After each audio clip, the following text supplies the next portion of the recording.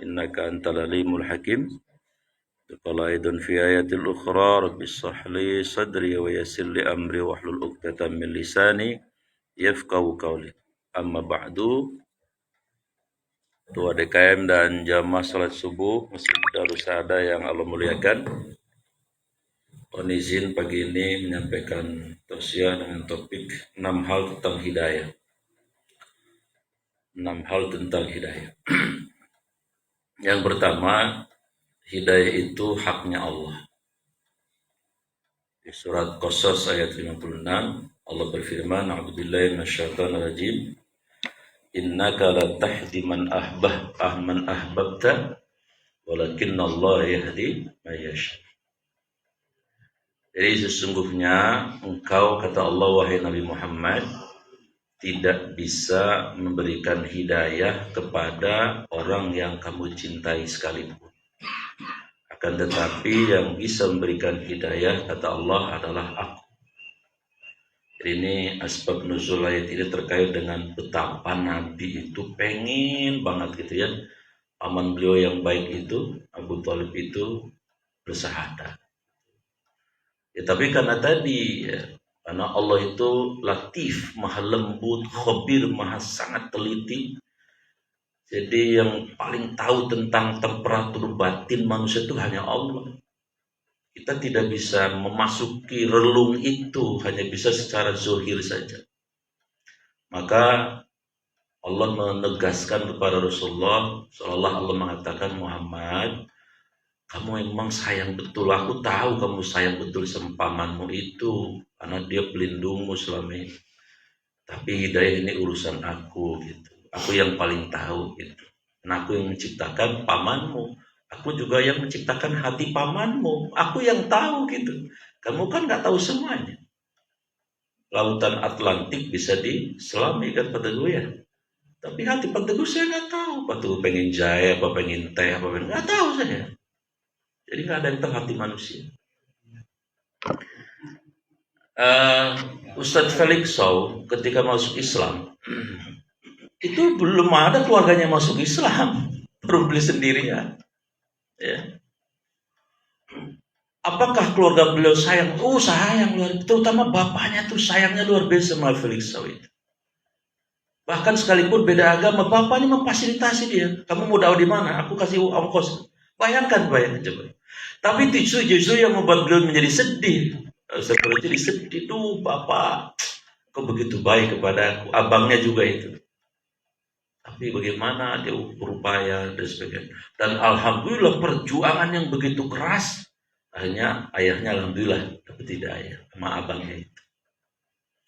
Jadi tidak bisa, memang urusan hidayah itu adalah otoritas dan prerogatif Allah Subhanahu wa taala. Kita manusia termasuk Rasulullah sendiri tidak bisa berhidayah. Hanya memfasilitasi, membantu, mengupayakan, mengikhtiarkan. Rocky Gerung, bayangkan, Masya Allah, saya kalau melihat beliau itu begini ya, orang yang Islam saja ngebelain agama kok, ya. Minimal netral lah, agama lain yang minoritas dibela, yang mayoritas. Ini kan kagak kadang-kadang orang Islam, minoritas mulu, bertentangan secara diametral dengan surat Al-Fatih ayat 29 yang tadi saya baca. Muhammadur Rasulullah, Nabi Muhammad itu utusan Allah. Alladzina ma'hu asyidda'u 'alal kuffar ruhama'u bainahum. Itu tegas itu. Yang ngikutin Nabi itu siapa? Ya para sahabat, tabi'in, tabi'ut tabi'in, dan kita umatnya. Itu punya dua karakter yang tidak boleh lepas dalam hidupnya. Itu Allah yang menegasikan. Asyidda'u 'alal kuffar ruhama'u bainahum. Ketika perang itu enggak ada takutnya dengan musuh. Musuh begini, kita begini. Dan di luar perang tegas terhadap kekufuran, nilai-nilai value kekufuran tegas. Tidak mencela-mencela, tidak kompromistis yang kemudian mereduksi hakikat daripada tauhid. Ada orang Islam yang kayak gitu. Tapi kok ini orang bukan orang Islam, tapi kok adil. Adil aja dia sebetulnya adil. Adil itu begini. Ya dia tidak mendiskreditkan agama lain, tapi juga dia adil terhadap Islam. Kadang-kadang saya suka mengatakan, Coba itu tokoh-tokoh adil aja sama Islam gitu. Itu udah luar biasa. Karena orang Islam cukup dikasih adil cukup sebetulnya. Kenapa banyak umat Islam, terutama tokoh-tokoh ulama yang lurus-lurus itu bergerak, bereaksi? Karena ada ketidakadilan. Ada seorang Habib mengatakan, kalau sudah adil, mendingan saya tidur siang katanya, bobo aja sama istri saya. Karena ada kezaliman, mas, bagaimana mungkin ulama diam dengan keadilan? Kira-kira kan begitu. Kan ini kan simbol jari ini kan 5 ada filosofinya semua kan. Ini apa betul ini? Pejabat. Apa juga urusan kalau udah pejabat top, beres, serepet, tanda tangan, sah, legitimate. Ini apa ini? Telunjuk. Orang kaya. Bangun apa juga kalau orang kaya udah nunjuk, noh material sona, ambil semen 6.000 sak, beres. Coba orang miskin nunjuk cantengan. Karena ada yang hero sama dia. Nah ini 3 tengah jari ulama ini. Ulama tidak boleh berpihak dalam koridor materialisme, tapi dia berpihak kepada al-haq, kebenaran. Pokoknya yang benar bela. Karena emang ulama itu mau misi tadi, kebenaran yang di al-haqqu ya, mirabbik dari Allah dan Rasulnya. Maka kalau ada ulama bela, bukan bela fisiklinya. Saya ditanya, Ustaz, kan ada calon presiden, Ustaz ikut milih siapa? Saya bilang, saya nggak milih siapa-siapa, saya pilih orang yang dekat dengan agama. Itu aja saya bilang. Ustaz mah, loh itu akal Ustaz tuh begitu tujuannya. Makanya pakaian kayak di Syukur Ma'ruf bilang mengatakan, tidak boleh ada kata-kata yang melarang kiai berpolitik di masjid. Kiai itu berpolitik berdasarkan Quran dan hadis, mencerahkan umat. Kalau ada yang tidak kompatibel dengan Al-Quran sudah sampaikan. Orang yang melarang-larang kiai berbicara politik di masjid itu Belanda, kata Pak Syukur Ma'ruf itu bilang. Saya bilang, Pak ini baru kiai. Saya bilang, tidak karena misalnya dunia, kemudian dia menyembunyikan al-haq, kitman namanya itu di nerakanya paling pertama daripada orang musyrik itu ulama kiai yang menyembunyikan kebenaran demi dunia, lalu umat tidak tercerahkan, itu masuk neraka duluan daripada orang-orang musyrik. Bahaya itu. Maka saya selalu dengan beliau itu, sekarang umur 83 tahun, bayangkan beliau terus tegas mengatakan kebenaran. Ya nggak usah ditanya beliau rahmatan lil alamin, nggak usah ditanya ya. Orang-orang kayak beliau itu luar biasa pemahaman keislamannya, rahmatil alamin juga. Beliau juga sangat menghormati agama lain. Ya Rocky Gerung itu pengen ada orang bilang masuk Islam kayak dia gitu kan. Saking senangnya sama beliau gitu. Karena dia orang yang adil walaupun bukan orang Islam. Tapi tidak bisa. Yang bisa memberikan hidayah ya hanya Allah. Walakin Allah yahdi may yasha. Kita berharap beliau masuk Islam. Oh, sekarang dia sudah dipanggil ustaz. Panggilannya adalah Kiai Rocky Gerung. Sekarang dia sudah mengutip surat-surat ayat-ayat lagi. Kan luar biasa ini. Ini takdir Allah ya. Allah mengirim manusia yang Islam tapi nggak mau bela Islam. Tapi Allah mengirim juga manusia jenis beliau. Bukan orang Islam tapi adil terhadap Islam. Nah, jadi hidayah itu memang haknya Allah.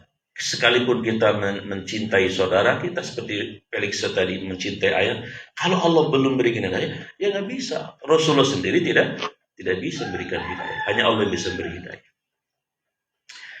Yang kedua, hidayah itu ternyata tidak pasif, harus dijemput. Nah, dalilnya surat Al-Ankabut ayat 69. Walladzina, dan orang-orang yang jahadu bersungguh-sungguh fina di jalan kami, la benar-benar nahdiyannahum subulana, maka Allah akan balas, Allah akan respon, Allah akan jawab atas kesungguh-sungguhannya tadi. Ya maksudnya gak ada ya emas turun dari langit, harus dijemput, rezeki aja harus dijemput. Kan kalau rezeki itu sebenarnya sudah ada ininya semuanya, kodarnya semua, kita sudah. Tapi kan rezeki kan harus dijemput. Sama analoginya seperti begini. Pak Teguh punya istri. Istrinya lagi di satu tempat. Kemudian minta dijemput. Tapi karena nggak tanya di mana, nyasar jemputnya. Orang dia di Cikokol jemput ke Ciledug, ya mungkin salah dengar atau buru-buru atau gimana lah. Rezeki juga kadang-kadang begitu. Rezeki sudah ada, tinggal dijemput. Cuman kalau jemputnya nggak serius, nggak pakai berbagai macam ikhtiar yang maksimal, ya bisa kesasar, disasarkan sama Allah, atau ditukar nanti dengan orang lain. Maka jemput pun harus ada ilmunya di situ. Ya jadi hidayah itu tidak boleh pasif orang kalau ingin mendapatkan hidayah. Maka harus ada upaya, harus ada ikhtiar mendekati hidayah itu. Selama tidak seperti itu ya tidak. Kemudian yang ketiga, hidayah itu bahkan harus diminta. Baik hidayatul kubro, hidayah kubro itu ya orang dari non muslim maupun mau ke Islam atau orang Islam yang supaya mendapatkan hidayah tambahan. Itu ternyata harus diminta. Ada hadis sahih riwayat Imam Muslim, di mana Rasulullah itu mengajarkan satu doa yang sering dibaca oleh para imam-imam kita. Allahumma inna nas'alukal huda wat tuqa wal afa fawal ghina. Allahumma ya Allah, inna sesungguhnya kami nas'aluka memohon kepadamu al-huda, petunjuk. Jadi walaupun kita sudah jadi orang Islam, Rasul mengajarkan artinya ini untuk kita, menu ini untuk kita, ya menu ini untuk kita. Maka kita minta hidayah itu. Allahumma inna nas'aluka al-huda wat tuqa, dan kita minta kepada Allah supaya jadi orang takwa. Kita sudah jadi orang Islam, belum tentu kita husnul khatimah di ujung akhir hidup kita. Maka harus minta takwa. Takwa. Karena takwa inilah yang kemudian betapa banyak di Al-Quran dan Sunnah dijanjikan surga. Wasari'u ila maghfiratin min rabbikum wa jannatin arduha as-samawati wal ardh uiddat lil muttaqin. Ya. Kemudian bahkan di Al-Baqarah 197 ya, wa tazawwadu fa inna khairaz zadi taqwa. Orang haji aja suruh bekalnya takwa. Berbekal kalian dan sebaik-baik bekal adalah takwa. Maka jamaah yang saya muliakan, kita minta kepada Allah petunjuk. Yang kedua, at-tuqa. Yang ketiga, wal afaf atau afaf. Afaf itu artinya hampir abang adik dengan wara. Ya. Menjaga diri dari yang haram, dari yang makruh, dari yang subhat, dari yang mubah berlebihan, afaf itu. Atau dalam urusan harta, dalam urusan interaksi sosial, muamalah, ta'amul, itu juga menjaga diri. Jangan dekat-dekat dengan orang yang punya kekuasaan karena ingin dapat gula-gulanya. Itu afaf itu. Makanya ulama yang datang ke istana separuh marwahnya hilang dari itu. Ini ungkapan seorang ulama. Tapi ulama yang didatangi oleh penguasa itu ulama yang punya izzah.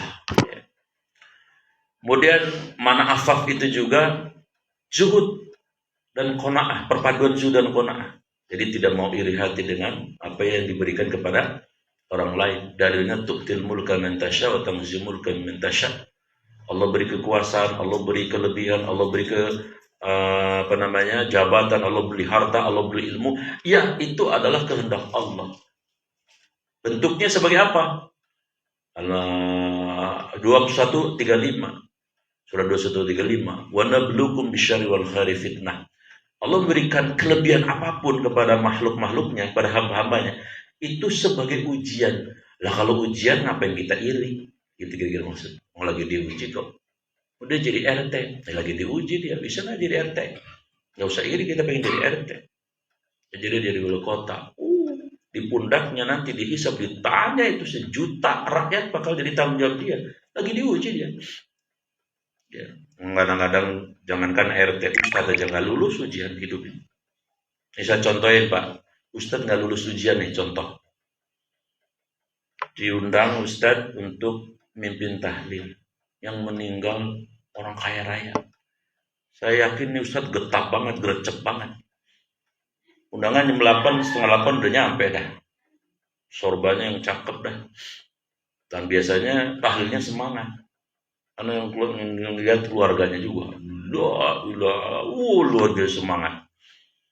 Karena ngebayang beseknya. Orang ginang, orang kaya dan ginang. Kagak main.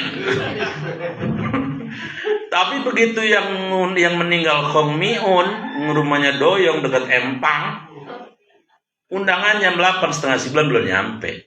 Sampai tuan rumahnya jemput, Ustaz, udah mulai. Oh iya, pura-pura lupa dah dia. Nih Ustaz kagak lulus ini ujian ini. Udah nyampe mimpin ogah-ogahan juga. Nah, kebayang beseknya, Trijengki. Kong Miun yang mati. Ini Ustaz gagal lulus ini. Ya, jadi kelebihan apapun tuh ujian. Ya. Maka jamaah yang semuanya kita minta al-afaf agar dihindarkan dari karakter-karakter yang itu Allah gemas sama orang kayak gitu, tidak bersyukur dan sebagainya. Wal ghina, tapi di ujung doa ini apa? Kita disuruh untuk meminta al-ghina, tapi jangan lupa ghina ada dua, ada kaya hati, ada kaya harta. Kalau boleh milih, mending kaya hati apa kaya harta? Dua-duanya lah, orang Darusada memang pinter. Dari dulu kan begini kalau ditanya. Suruh milih satu, ngambil dua. Iya, mending dua-duanya. Masalahnya kalau mohon maaf Pak, ya kalau kismin, belaksak mulu juga, ya kagak resep juga. Lu rajin ibadah, miskin aja lu. Iya, yang apa ya? Enakan menantunya Abu Rizal Bakri ya, kagak tahu apa-apa langsung kaya raya. Ya lu gak kayak dia sama, nasib lu lain gitu, lain nasibnya, iya nasib orang lain-lain gitu. Ya jadi jamaah yang dimuliakan oleh Allah Subhanahu Wa Taala, kita minta kaya itu dua, ya kaya hati, kaya juga kaya harta. Sebab kalau harta di tangan orang soleh, manfaatnya luar biasa. Itulah mengapa di surat An-Nisa 9 Allah berfirman apa?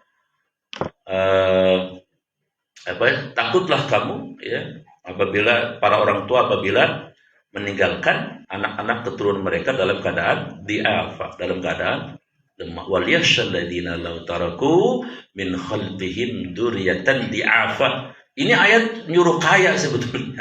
Yang dimaksud diafa tafsirnya ternyata ada 6 kan? Seperti rekomendasi WHO ya. Orang disebut sehat itu kalau meliputi 6 aspek kan? Sehat fisik, ya. Orang kaya itu kaya badan, badannya sehat kan, karena badan sehat bisa memproduksi harta. Apa ciri orang yang sehat fisiknya? 3, makan dokoh, bu, doyan nambah, main munjung. Orang sehat, tapi kalau ada orang lagi makannya enak, dibiarin aja, kagak usah diaru-aruin. Emang dia lagi sehat, lah kalau udah sariawan mah, entahkan setengah piring ya orang habis. Yang kedua, tidurnya enak, tidurnya pulas. Kalau yang laki-laki nih tidur saking pulusnya, Mas Kris ngimpi ketemu Amanda Manovo. Mas Kris ada ibu yang buru-buru nggak kenal Amanda Manovo deh. Jadi sehat itu fisik itu. Nah yang ketiga ciri sehat fisik apa? Besoknya lancar. Ya coba Bapak gak lancar makan durian, makan steak, makan seafood, tapi gagal lancar, ya ribet urusan. Nah, yang keempat, ciri orang sehat fisiknya apa? Tidur sama pasangan nyaman, kagak usah pakai katalisator. Jadi yang masih nyaman-nyaman bersyukur tuh, karena banyak problem banget itu di urusan itu. Dulu sih orang tua dulu, orang-orang aki-aki aja, sekarang masih muda juga masih bermasalah. Nah jadi apa? Kaya itu kaya fisik. Yang kedua adalah IQ ya. Orang kaya IQ juga penting. Ya. Saya pernah menyampaikan orang yang paling cerdas di Indonesia siapa? Ternyata Pak Habibie ya. IQ-nya 200. Einstein saja cuman IQ-nya 160. Nah rata-rata kita ini IQ-nya adalah antara 95 sampai 120. Jarang di atas itu. Saya waktu dites dulu, tes IQ saya 97. Maka saya masuk jurusan A2 biologi. Blow on kagak, pinter juga orang. Ya sedeng aja gitu. Kan kalau A1 fisika itu yang IQ-nya 100 biasanya tuh. Yang orangnya tekun-tekun ya, kalem-kalem, pendim-pendim. Nah saya sedeng tuh. Jadi blow on kagak, pinter kagak. Aduh. Nah yang lainnya ikut A3 ilmu sosial. Itu dulu begitu waktu masuk ke saya bahkan dites begitu dulu. EQ. Nah, mohon maaf kalau EQ di bawah 90, kalau 80 katanya ada blow on ya berarti ya. Ada blow on. Di bawah 80, 70, maaf. Itu berkebutuhan khusus. Harus di sekolahnya harus dibantu untuk sekolah, bukan sekolah konvensional. EQ-nya 70. Ya. Jadi mohon maaf autis gitu ya. Saya pernah manggil orang autis dipanggil. Sini, saya yang manggil, datang ke tukang somai. Ya kalau saya nggak sadar sih emang dia kayak berkebutuhan khusus. Dan gurunya kalau nggak sabar pegel itu Pak. Catat, mungkin main HP. Suruh nyatet malah main HP. Ya memang begitu. Usia boleh 30 tahun, tapi perilaku bisa seperti anak 4 tahun. Di bawah itu, PA. IQ-nya cuma 50, PA Pak. Tahu PA kan? Pakai baju nggak pakai celana. Ya, itu namanya PA. Kalau yang blow on tadi beli mixwa ditiupin mulu. Udah tahu dingin ditiupin baik. Ya namanya juga orang blow on gitu. 3, kaya itu kaya emosi, emosinya kaya. Orang yang defisit emosi, ya mohon maaf kayak yang kemarin. Bininya diganggu, anak gua suruh nembak mah enak, jeger-jeger. Habis ditembak masalahnya, seumur hidup. Bininya 20 tahun, masih punya bayi, gitu kan? Di Palembang, bapaknya panen kopi. Minta dibeliin motor gede, anak kelas 2, semester 2 itu. Bapaknya bilang, umroh aja umroh ya Tong, umroh bareng-bareng keluarga. Orang katanya, pokoknya beli motor gede katanya. Ya namanya emosinya gak sehat, defisit. Akhirnya endingnya bapaknya digetok pakai balok kayu, mati bapaknya. Yang getoknya sih cuma 2 menit, 2 detik. Setelah itu hukumannya, itu problem. Bekasi, si Tuti sama si Edi, pacaran, tabrakan, jeger. Penyoknya nggak ke dalam, keluar si Tuti penyok perutnya. Begitu lahir, Tuti minta tanggung jawab, Bang Edi, anak lu lahir. Apa kata Edi? Anak gua, anak lu kales. Saking emosi si Tuti, dicekik bayinya baru lahir, sampai mati. Nyekiknya 1 menit, 2 menit. Habis itu hukum. Itulah orang defisit emosi namanya. Itu juga kaya tuh orang kalau kekayaan emosi. Bahkan waktu saya dulu sekolah SMA itu orang yang cerdas secara emosi sukses. Ternyata saya lihat teman-teman saya pada berhasil. Orang-orang yang waktu dulu itu sudah ada tanda-tanda orang ini kaya dengan emosi. Kemudian yang keempat, kaya itu juga kaya spiritual. Spiritual juga kekayaan. Orang yang kaya secara spiritual, cirinya cuma 2, ikhlas sama dekat sama Allah. Kalau orang udah dekat sama Allah kan enak aja. Kaya dekat sama Allah enak, miskin sama dekat sama Allah juga sabar. Ya, jadi orang biasa dekat sama Allah juga nggak iri sama jabatan. Jadi pejabat dekat sama Allah juga pasti dia adalah yang amanah dan sebagainya. Nah kemudian kaya juga disebut dengan kaya sosial. Dia kaya tapi kaya sosial. Temannya banyak, orangnya gampang bergaul, mudah diterima. Itu kekayaan juga, itu capital, itu modal hidup juga. Temannya di mana-mana banyak. Jadi sehingga kalau lagi masalah di Bitung mobilnya tinggal telepon saja, Bang, mobil saya masalah, datang temannya kenalannya. Lagi masalah di Cikokol, ada aja temannya. Lagi masalah di Teluk Naga, sono, yang siputnya Bang Asan ya, mobilnya keprosok, itu siput di Teluk Naga Pak. Makannya enak banget terkenal. Tapi akses jalannya belakang Ciprut, Kalau yang kagak bisa nyetir nanti bisa keprosok. Saya waktu, waduh kok jalan begini amat ya, tapi ya karena memang berniat ke situ ya masuk juga. Dan kaya itu juga yang kelima adalah kaya, yang keenam dulu kaya finansial. Maka Allah berfirman, wala yasyalladzina law taruku min khalfihim dzurriyyatan dhi'afa. Hendaklah setiap orang tua itu takut atau khawatir jika meninggalkan anak-anak mereka dalam keadaan lemah segala-galanya. Yang paling penting lemah iman tadi. Maka hidayah itu diminta. Allahumma inni as'alukal huda wa tuqa wal afafa wal ghina. Ya, poin yang keempat. Hidayah ada berapa macam? Ada 5. Satu, hidayatul ilhami. Hidayah yang Allah berikan berupa, kalau kepada manusia namanya naluri, kalau kepada hewan namanya insting. Siapa yang ngajarin anak kambing kalau lahiran bayinya dijilatin? Emang diajarin kambing suruh jilatin? Siapa yang ngajarin? Kambing gak sekolah. Allah tuh yang ngasih hidayah. Siapa yang ngajarin kucing kalau udah beranak dia biasa pasti pindah tuh. Dan kalau pindah itu digigit pala anaknya. Kenapa nggak gigit buntutnya? Ayo Pak. Kan gigit mah bebas harusnya. Allah yang ngajarin. Allah yang ilhamin. Kenapa burung kalau udah kawin bikin sarangnya dari ranting-ranting. Kenapa enggak bikin sarangnya dari super mie misalnya? Kan warnanya kuning bagus. Ranting-ranting. Kalau udah kawin burung tuh bikin, elang aja bikin. Kenapa ayam kalau sudah anaknya udah anget telurnya, ahli telur itu dia kagak kemana-mana, dia ngerembah di situ. Ya kalau dia cuma punya akal doang nggak dikasih hidayah berupa insting, lah tinggalin ben apa? Lama kagak punya akal, diremin. Coba-coba ngangguin tuh ayam lagi ngeremin anak telurnya menetes, itu adung bisa kita. Iya galak banget dia, kucing aja dilawan, orang aja dilawan. Kalau lagi normal dia takut sama orang sama kucing kan, lagi kayak gitu mah dia tuh berani baik. Nah itu hidayah. Manusia, siapa yang ngajarin bayi bapak-bapak dulu waktu lahir langsung mengucapkan lafaz huwa. Sebetulnya huwa Pak, bukan oa. Oh.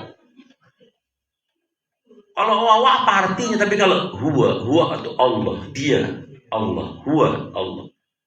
Itu menurut perspektif perspektif tauhid, sufi tauhid begitu. Siapa yang ngajarin bayi begitu? Hah? Coba mestinya kan suara boleh beda terserah bayi kan, misalnya begitu lahir, ngingeng kan bisa aja begitu.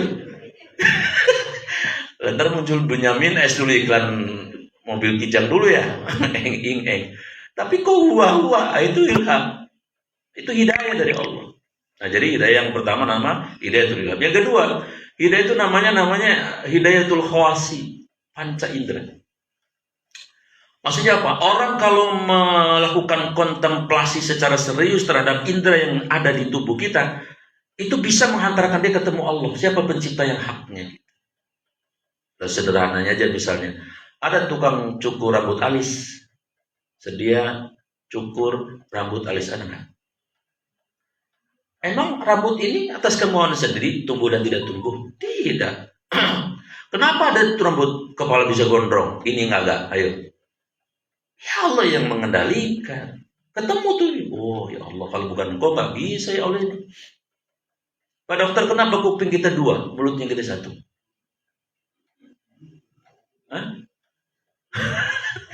Maksudnya sebenarnya Allah pengennya sama kita ini banyakin dengar, jangan banyakin ngomong. Tapi ibu di Jelupang Bu, ngomong mulu, dengar ogah. Di Jelupang. Di sini mah mirip. Kata para psikolog, perempuan sehari harus ngomong 24.000 kata katanya. Laki-laki 12.000. Ya udah ngomong baik. Makanya guru TK kan semuanya perempuan. Lah ilo guru TK Mas Kris. Diam. Lah besok bocah bentak kagak masuk lagi. Ogah sekolah ini. Kalau perempuan cerewet tapi dia telaten, sabar. Ayo tong ya, jangan di situ ya tong, pipisnya tong. Begitu kan. Ngomong dulu. Makanya kalau bini lagi ngomong ya emang fitrahnya begitu. Justru kalau bini diem baik gelenggeng, konslet. Ada yang gak beres syaratnya itu. Lebih diem baik. Malah laki yang cupar ngomong baik. Nah, laki-laki koslet juga itu. Maka hidayah yang kedua itu namanya hidayatul khawasi, tubuh ini. Kalau dipelajari itu bisa menghantarkan kita menemukan siapa Tuhan pencipta tubuh kita. Yang ketiga, hidayatul akli. Hidayah itu berupa akal. Inilah yang menyebabkan nanti Pak, kan di surat Al-Baqarah ayat 6. Inna sesungguhnya alladzina orang-orang yang kafaru kafir. Kafir itu mereknya boleh apa saja, yang penting orang kafir itu tidak mau bersahadatain, tidak mau mengakui Allah sebagai Tuhannya, Nabi Muhammad sebagai Rasul, itu kafir. Mereknya boleh apa saja. Jangan bilang non muslim, lebih tahu dari Allah ente ngomong non muslim. Allah udah bilang kafir. Innal ladina kafaru, semuanya orang-orang kafir, min ahlil kitab, dari golongan ahlil kitab yang mengatakan laqad kafara alladziina qalu innallaha wal masih ibnu Maryam. Orang yang mengatakan Isa itu adalah Tuhan, kafir. Wal musyrikin, dan orang-orang musyrik. Mungkin kalau di Indonesia mungkin ya Konghucu, Hindu dan sebagainya lah yang tidak menjadikan Allah sebagai Tuhannya. Adalah fi nari jahannam khalidina fiha. Orang-orang kafir itu kata Allah di neraka selamanya. Bukan salah Allah, salah mereka. Mereka yang memilih. Kenapa? Allah sudah berikan instrumen atau perangkat hidayah berupa akal. Kalau dia mengeksplorasi akalnya, bisa ketemu Allah kok. Faktanya banyak. Yang paling up to date ya, ada seorang profesor dari Amerika ya. Amerika tuh mana Marsis kalau dari sini? Ke Batu Ceper Ngetang bandara. Namanya Profesor William Brown. Dia meneliti karena dia dapat info menurut Quran semua yang ada di bumi di laut itu bertasbih. Nah, dia teliti surat Jumat ayat pertama ya, yusabbihu lillahi ma fis samawati wa ma fil ardh. Dia teliti karena dia ilmuwan, dia teliti, ahli botani, ahli pohon. Dia teliti apa? Pohon-pohon tuh suaranya itu dengan alat yang sangat canggih ya, suara super ultrasonik itu yang sangat halus, di recording, dimasukkan ke alat yang komputer yang sangat canggih, kemudian direkam. Ternyata pohon-pohon itu suara-suara halus itu adalah membentuk yang namanya gelombang, dan gelombangnya itu adalah membentuk kalimat Allah. Masuk Islam dia, Profesor William ini. Akalnya dia mengatakan tidak ada ini di kitab itu.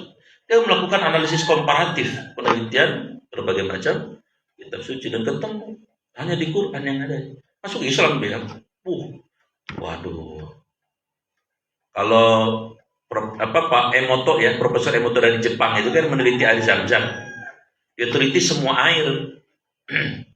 Nah, begitu ketemu air Zam-Zam, diteliti sama beliau. Lalu minta dibacakan doa-doa. Ternyata air Zam-Zam itu membentuk seperti gelombang heksagonal yang luar biasa, dan kemudian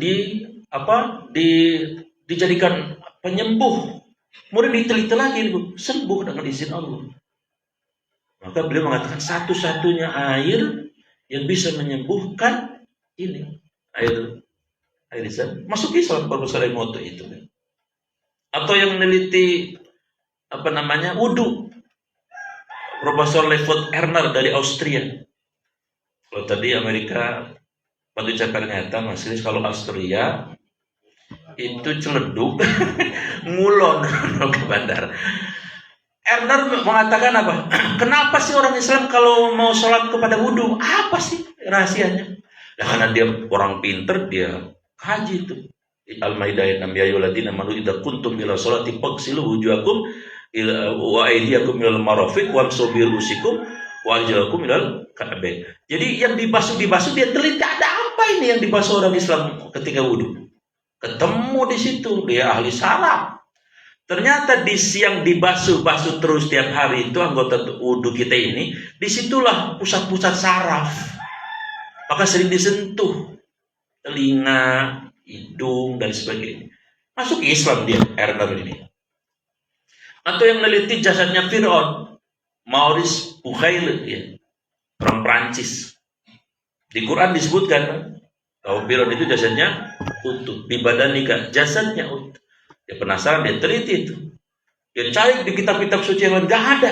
Di Quran ketemu ada persis begitu ya diinformasikan Quran. Masuk Islam dia, bahkan bikin buku analisis komparatif terhadap ajaran-ajaran yang lain, kitab suci yang lain juga beliau lakukan dengan serius.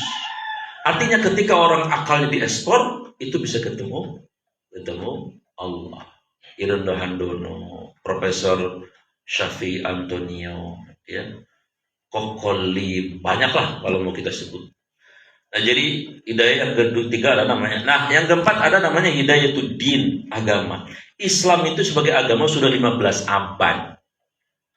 Makanya nanti di akhirat ketika orang kafir bilang, Tuhan kenapa kami masuk neraka selamanya? Kamu sudah kasih saya hidayah akal, kasih naluri, kasih agama Islam. Kan Islam sudah ada 15 abad. Kamu kan hidup di tengah-tengah orang Islam. Kenapa kamu tidak bergerak? Akalnya menganalisis gitu. Ya salah kalian sendiri kata Allah. Aku sih tidak zolim kepada kalian. Jadi Allah sudah memberikan hidayah berupa agama. Agama sudah 15 abad. Dan yang terakhir ada hidayah eksklusif khusus yang kelima. Ini milik kita yang sudah jadi orang Islam. Namanya hidayah ma'unah, taufik dan ma'unah. Taufik itu kesesuaian perbuatan kita dengan apa yang Allah sukai. Ma'unah, ya ini ma'unah, pertolongan Allah. Maksudnya apa ini? Mohon maaf begini. Wah, Toto ini jumlah muslim di sini sekitar sini ada nggak? Pasal 40 mah. Ada kan? Tapi yang ngaji ini berapa? Kan paling 20 ya. Berarti 20-nya kan nggak ngaji nih. Kenapa Bapak ngaji? Hidayah. Hidayah, Pak. Atau begini logikanya. Ada nggak orang rumahnya deket masjid, kagak mau pisan datang ke masjid? Ada nggak? Di Argentina ada nggak yang kayak gitu? Di Vietnam? Tahu, Vietnam ada masjid apa enggak ya? Ya kalau ada muslimnya ada. Tapi ada nggak orang rumahnya jauh datang ke masjid? Ada nggak? Ada. Contohnya saya dari Jelupang kemari. Jauh saya kalau jalan pakai gepor bisa Pak. Jadi bapak-bapak termasuk orang-orang dapat hidayah. Ya, makanya mohon maaf kalau kita udah dapat hidayah, jangan dadanya dibusungkan. Kita bisa soleh begitu juga karena Allah, sebetulnya Allah yang ngasih gitu. Bersyukurlah kira-kira gitu ya. Itu namanya ma'unah. Makanya tugasnya yang lain, orang lain tadi waladina jahadu fina, difasilitasi. Kalau ada yang belum ngaji, ya Bang, nggak ngaji, ya kemana ya? Gitu aja, ajak-ajak. Sebab ngajak saja orang dapat hidayah, udah saat itu. Man dalla ala khairin falahu ajru man amila bi. Bapak ngajak orang untuk kebaikan, orang yang melakukan, kita dapat MLM pahala. Multi level marketing, pahala diri kita sempurna, pahala orang yang terjaga. Apalagi orang non muslim jadi muslim, pahalanya 2 tuh di hadis. Pertama ada onta merah itu kendaraan yang termahal. Mungkin kalau di Indonesia konteksnya bisa mobil termahal, mobil apa paling mahal itu Pak itu. Ya mobil paling mahal ya. Atau dunia dan seluruh isinya. Ya, itulah mengapa saya waktu mengajar di Mercu itu kan saya pernah cerita ya. Ini mahasiswa ya, kok minta ikut materi kuliah agama Islam. Memang kampus membebaskan. Saya bilang, kamu benar serius? Iya Pak, saya serius. Ya, boleh kalau begitu. Silahkan apa-apa. Saya tidak menyuruh, tidak maksa. Baik. Singkat cerita begitu ujian akhir semester, nah di rank tinggi paling tinggi nilainya. Ya, saya harus adil. Ya, dia memang nilainya tinggi ya harus saya adil ya.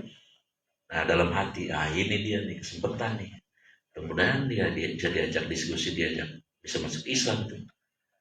Begitu saya ajak diskusi, langsung saya bertanya satu hal yang membuat kemudian saya jadi mundur lagi dan nggak mau ngajak lagi.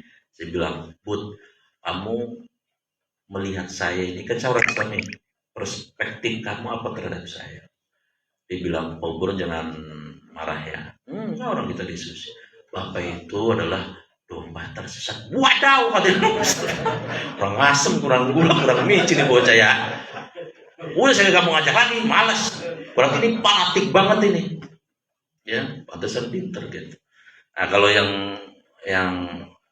mau diajak biasanya belum fanatik itu bisa itu dia. Kalau ini fanatik banget gitu. Saya bilang saya dosennya udah dibilang domba tersesat kan udah parah banget itu. Tapi kalau saya bisa memfasilitasi dia udah saat itu kayak Ustaz Paling tadi ayahnya bisa masuk susah karena kerja keras dia luar biasa pahalanya. Bu Irene Handono juga sama itu luar biasa. Tadinya memurtadkan sekarang. Nah yang kurang asem siapa? Pak Saipudin. Mudah-mudahan dapat hidayah lagi itu. Lo orang tadinya ustad malah udah keluar lagi kerjanya sekarang memurtadkan orang. Kan kurang gula, kurang micin, kurang ketumbar, kurang bawang putih itu. Nggak digerus baik itu. Nah jadi hadirin yang dimuliakan Allah Subhanahu wa taala, hidayah itu ada 5 tadi. Yang terakhir, hidayah yang sudah kita terima dari Allah kudu dijagain. Bapak urusan harta aja dijagain, bikin sertifikat, dipagerin supaya jangan sampai dia yang bikin sertifikat double. Kan gitu ya Pak, urusan dunia yang setetes. Anak dijagain, rumah dijagain, mobil dijagain, apa dijagain. Hidayah yang mahal, kok gak dijagain. Maka harus dijagain. Bagaimana cara jagainya? Antara lain adalah dengan tentu meminta kepada yang memberikan hidayah. Di dalam hadis riwayat Imam Ahmad, Rasulullah mengajarkan kepada para sahabatnya, include kepada kita, supaya kita tetap istiqomah. Apa kata Nabi? Ya muqallibal qulub, tsabbit qalbi ala dinik wa ala ta'atik. Wahai yang membolak-balikan hati, ya, teguhkanlah, tetapkanlah hatiku di atas dinmu, agar senantiasa berada di koridor agamamu. Ya. Dan ala ta'atik, dan senantiasa hidup ini dibimbing dengan ketaatan sampai akhir hayat. Itu doa itu. Ya muqallibal qulub tsabbit qalbi ala dinik, dalam rangka menjaga hidayah kita. Atau kalau itu agak kesulitan, yang paling sederhana, apa itu? Ketika baca surat Al-Fatihah ada kalimat ihdinas siratal mustaqim. Ya Allah, ya, tunjukilah kami ke jalan yang lurus. Maksudnya jaga hidayah saya Allah. Kalau enggak kan lihat surat Al-Maidah ayat 54. Ya ayyuhalladzina amanu may yartadda minkum an dini. Orang-orang yang beriman, jika ada di antara kalian yang riddah, murtad. Banyak orang murtad dari zaman Nabi sampai hari ini. Dan ada murtad itu ada murtad zahiri, ada maknawi. Kalau yang zahiri yang mengatakan saya keluar dari Islam langsung. Tapi yang maknawi ini dia tidak sadar sebetulnya dia telah batal syahadatnya. Contoh orang yang batal syahadat begini. Allah tidak berfirman, yang ada kata-kata Nabi Muhammad, batal syahadatnya. Batal syahadat. Atau yang kedua, semua agama sama baik, batal syahadatnya. Dia telah murtad tapi tidak menyadari. Atau perempuan, Bu, ibu kan udah dewasa, iya. Kenapa nggak perlu menutup aurat jilbab? Jilbab penting, batal syahadat. Tapi kalau dia bilang, iya saya belum apa ya, belum siap dah gitu. Ono yang udah jadi copot lagi, ono kan ada ya lagi ngetren ya, udah pakai dicopot lagi ada kan? Saya mah belum siap. Nah kalau belum siap masih rada aman ini. Tapi kalau jilbab nggak wajib kan, batal dia. Mau dia ilmunya segede apa? Atau nih mohon maaf Pak, sholat yuk. Aduh males, masih aman tuh. Tapi kalau bilang Pak sholat tuh, sholat lagi duluan, sholat itu gak penting, ngeribet-ribetin, batal dia syahadatnya. Dia telah keluar tapi tidak sadar. Atau begini mohon maaf nih Pak, Bapak setuju nggak kalau orang nyolong ya itu 1/4 dinar, ukurannya kan 1/4 dinar ya, 1 dinar itu 4,25 gram. Kalau 1/4-nya berarti kira-kira kalau duitin 1,5 juta. Bapak setuju nggak kalau orang nyolong 1,5 juta, kan di Qur'annya Faqta'u aydiyah, potonglah tangan mereka untuk menjadi pelajaran. Bapak setuju? Itu hukuman barbar, murtad dia. Hukuman konservatif, ya. Orang nggak punya akal, tidak relevan, batal dia. Tapi kalau dia bilang, iya sih saya sebetulnya hati saya tetap mengakui aturan Allah pasti terbaik, tapi ya Memang negara kita itu masih aman, masih aman. Makanya gampang Pak untuk mengidentifikasi ulama lurus dan ulama lurus, sederhana. Kalau ada ulama tidak setuju syariat Islam, mau dia sholatnya pebat botak palanya kayak, itu batal di sana. Tidak mau dengan syariat Islam. Auzubillah min dzalik. Urusan belum diimplementasikan urusan lain, tapi iman wajib mengatakan aturan Allah pasti terbaik karena yang bikin manusia Allah. Tapi kan ada, mohon maaf, Indonesia ini orang-orang sombong ya, syariat Islam menolak. Bahkan jangan kata syariat Islam, baru bau-bau syariat aja rasanya udah resisten banget. Tapi kalau ada goyang indul malah dia semangat. Ini bagaimana urusan kayak gini? Nah, akidah dan tauhid itu yang belum mapan. Ya, seperti itu. Atau ya, hawa nafsu, kesombongan. Jadi kita kan ini, kita memang hidup di negara kesepakatan. Oke, negara Indonesia negara kesepakatan. Kita sadari itu.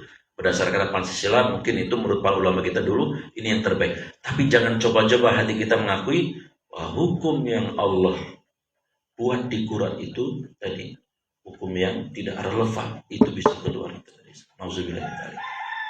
Kira-kira begitu. Baik, jamaah yang saya muliakan, inilah 6 hal tentang hidayah. Mudah-mudahan menjadi renungan buat kita semua. Kenapa Pak Dokter? Pak dosen tanya. Pak dosen mana? Masya Allah, iya, dosen Jawahir. Oh, saya juniornya berarti kan ini dosen yang senior. Silakan Pak dosen, kalau ada nambahin lah kalau. Assalamualaikum warahmatullahi wabarakatuh. Waalaikumsalam warahmatullahi wabarakatuh. Ini bukan nambahin ya, beda topiknya. Ya, si topiknya udah nggak ada itu, udah pulang ke Demak deh topik. Beda topik.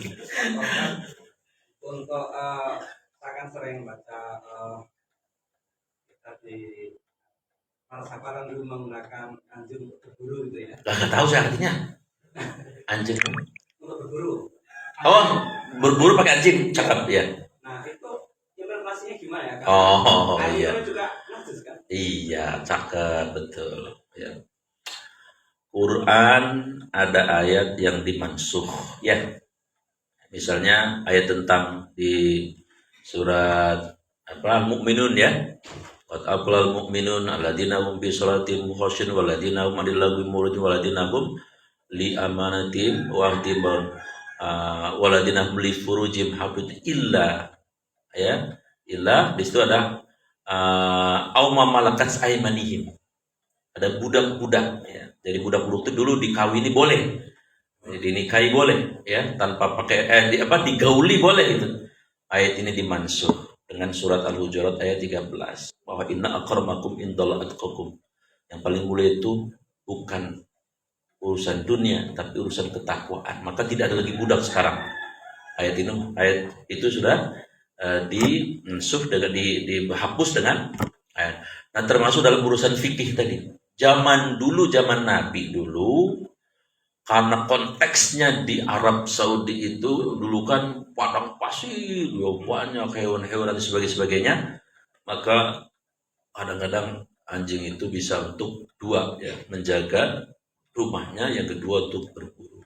Waktu itu belum turun surat Al-Maidah ayat 3 itu, namal khamru wal maisir wal azlam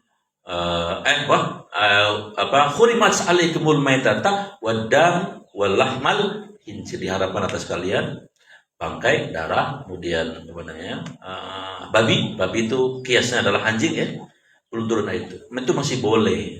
Nah, setelah ayat itu turun nggak boleh lagi anjing dijadikan untuk berburu walaupun dilepaskannya dengan bismillah. Maka sekarang tidak boleh lagi. Kalau ada beberapa budaya yang masih melestarikan itu budaya, tapi sekali agama sudah tidak memperkenankannya lagi, karena sekarang berburu sudah punya alat alternatif yang lain ya. Karena pasti di kitanya itu, walaupun ada sebagian ya orang ahli fikih mengatakan boleh, tapi setahu saya sebagian jumhur yang lain sudah tidak memperkenankan lagi berburu dengan anjing. Karena sudah konteksnya sudah sangat berbeda.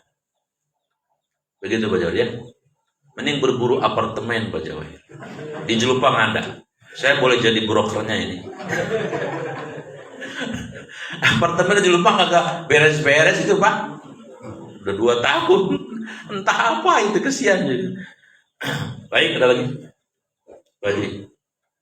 Kalau ya Mas, kalau kita mengajak kebaikan ya, Iya. itu kan kita dapat pahala juga. Iya. Ya, pahala.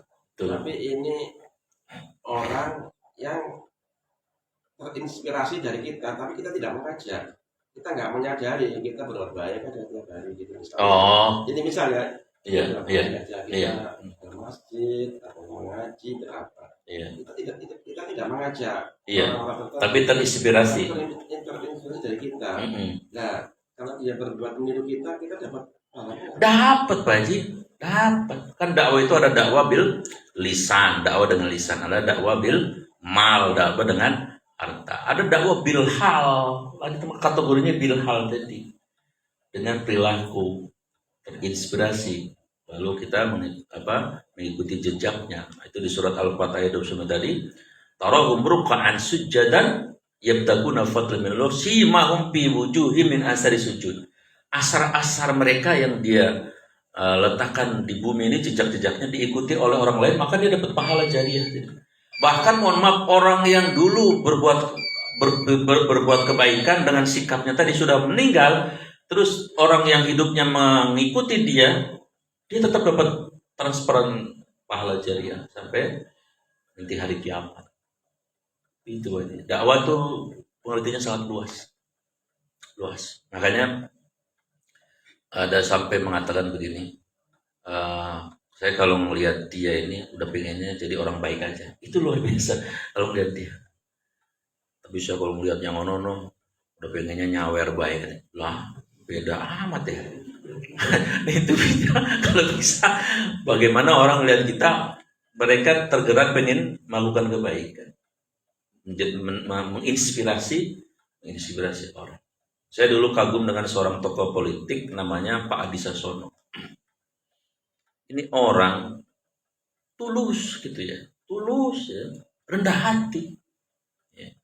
Kemana dia melangkah, di situ dia tanam kebaikan. Saya kadang terinspirasi, ini orang bagus ini. Tapi sekarang beliau sudah wafat. Dulu beliau bikin namanya Koperasi Masjid Musola. Dan setelah saya tahu apa argumentasinya, udah saya.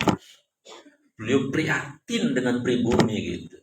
Ekonomi dikuasai oleh, maka kita harus bergerak tanpa mengganggu stabilitas keamanan negara gitu ya. Mainkan dengan dapur kita sendiri, masjid musola. Kalau semua masjid yang ada 800.000 itu plus musolanya bisa beribu-ribu itu, bergerak ekonominya dari jamaah untuk jamaah 1, 2, 5 tahun, 10 tahun. Sayangnya dicopot sama Pak Gus Dur. Waduh, saya bilang, gimana orang baik begini kok dicopot ini? Ya namanya politik ya. Kadang-kadang orang baik kan tidak diakomodir, malah kadang-kadang orang yang pura-pura baik malah terakomodir. Itulah politik seperti itu. Begitu Pak ya, dapat riset. Makanya Bapak, kalau anak-anak Bapak nanti Pak 30 tahun yang akan datang, Bapak sudah tidak ada. Kemudian ingat ayahnya, lalu dia terinspirasi. Ayah saya dulu sukanya sedekah begini nih, dia ngikutin, Bapak dapat transparan pahala. Padahal nggak pernah ngajakin gitu. Kira-kira begitu. Pak Bas, saya bertanya. Bapak, Saya minta maaf. oh teori 2 telinga 1 mulut ya.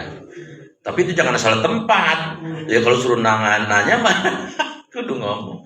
Baik, saya kira itu. Ibu ada? Iya dah, parang ginang bebe urusan ya. Kita tutup pertemuan ini dengan doa. Bismillahirrahmanirrahim. Alhamdulillahirabbil alamin. Allahumma shalli ala sayyidina Muhammad wa ala alihi washabbihi ajmain. Allahumma ij'alna minat tawabin, ya Allah, jadikan kami ahli taubat. Waj'alna minal muttaqin, golongkan kami orang-orang yang bertakwa ya Allah. Waj'alna minal mukhlasin, jadikan kami orang yang mengilahkan Engkau, hanya Engkau satu-satunya ilah. Waj'alna minasyakirin, jadikan kami orang yang pandai bersyukur ya Allah. Waj'alna minas sabirin, golongkan kami orang-orang yang mampu bersabar atas semua ujian-Mu ya Allah. Waj'alna minal dzakirin, jadikan kami orang yang senantiasa banyak mengingat-Mu ya Allah. Waj'alna minal qari'in, jadikan kami orang-orang yang senantiasa menjadikan Al-Quran adalah imam dalam hidup kami ya Allah. Waj'alna minal muflihin, jadikan kami orang-orang yang selamat dan sukses di dunia dan di akhirat nanti ya Allah. Waj'alna min ibadika sholih, jadikan kami, keluarga kami, anak cucu kami ya Allah bagian dari hamba-hamba-Mu yang saleh. Wassallallahu ala sayyidina Muhammadin wa ala alihi wa sahbihi ajmain. Subhana rabbika rabbil izzati amma yasifun. Wassalamun alal mursalin walhamdulillahi rabbil alamin. Subhanaka Allahumma bihamdik, asyhadu an la ilaha illa anta astaghfiruka wa atubu ilaik. Mohon maaf lahir batin. Assalamualaikum warahmatullahi wabarakatuh.